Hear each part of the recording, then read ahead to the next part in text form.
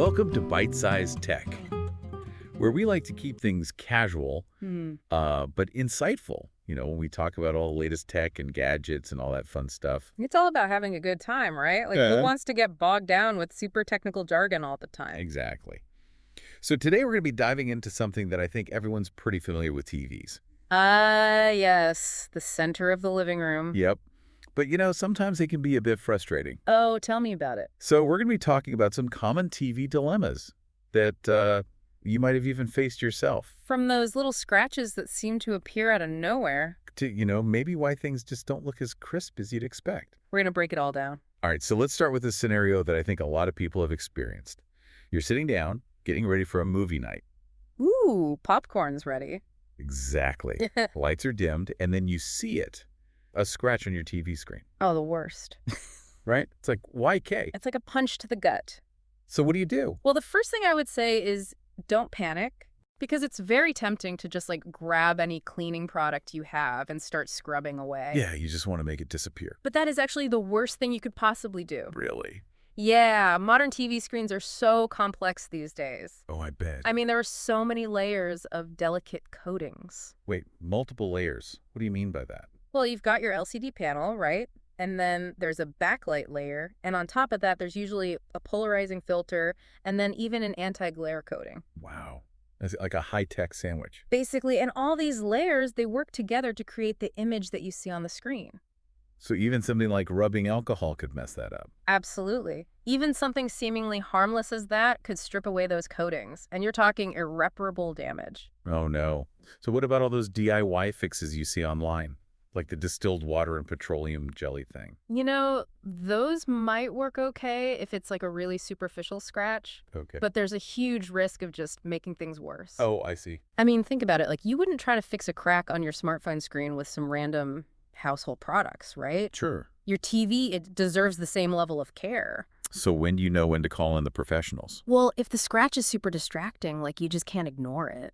Yeah, or if it's actually messing with the picture quality. Exactly. Then it's definitely worth getting an expert opinion. Okay. They have those specialized tools and techniques that sometimes can actually minimize the appearance of scratches. Wow. Without, causing more damage. But honestly, sometimes if it's a super minor scratch, you might just be better off accepting it.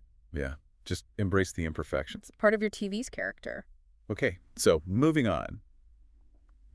Let's talk about something that could seriously improve your TV experience, even if you don't have any scratches. Ooh, what's that? TV calibration. Have you ever heard of this? Yeah, I've heard people talk about it. Is it actually necessary, though? Well, it's kind of like a debate. Mm-hmm. Some people swear by it and others think it's totally unnecessary. I could see both sides. So basically, calibration is all about adjusting your TV settings Okay. so that the color, brightness, and contrast are all as accurate as possible. Like matching what the filmmakers intended. Exactly. Yeah. So the reds are actually red and not some weird orangey color. Right. It's not just about personal preference. No, there are actual industry standards for color accuracy. And some TVs, like those fancy new OLEDs, they come pretty well calibrated right out of the box. Yeah, that's because OLED technology allows for super precise color control. Makes sense. But what about those less expensive models? Do they need calibration? They could definitely benefit from it. Our research showed that professional calibration can cost anywhere from $250 to $400. Wow, that's not cheap. Yeah.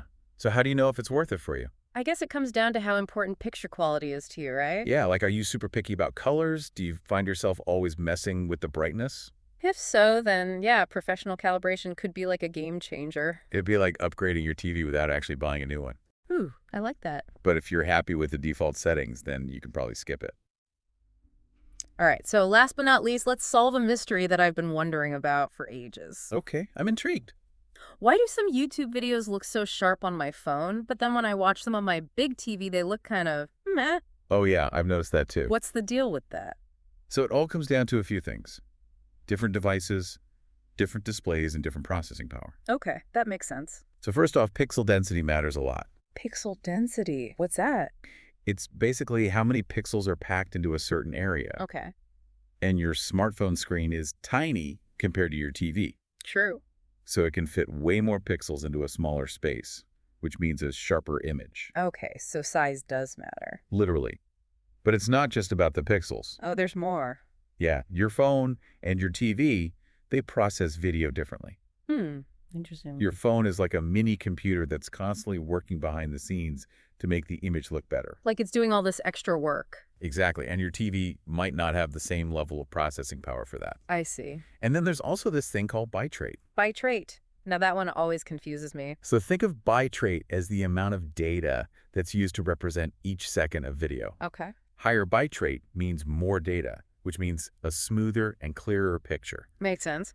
And streaming services, they often prioritize mobile optimization because, a lot of people are watching on their phones. With limited data. Exactly. Yeah. So they might send a super fast data stream to your phone, but a slower one to your TV. Ah, so my phone's getting the VIP treatment. Pretty much.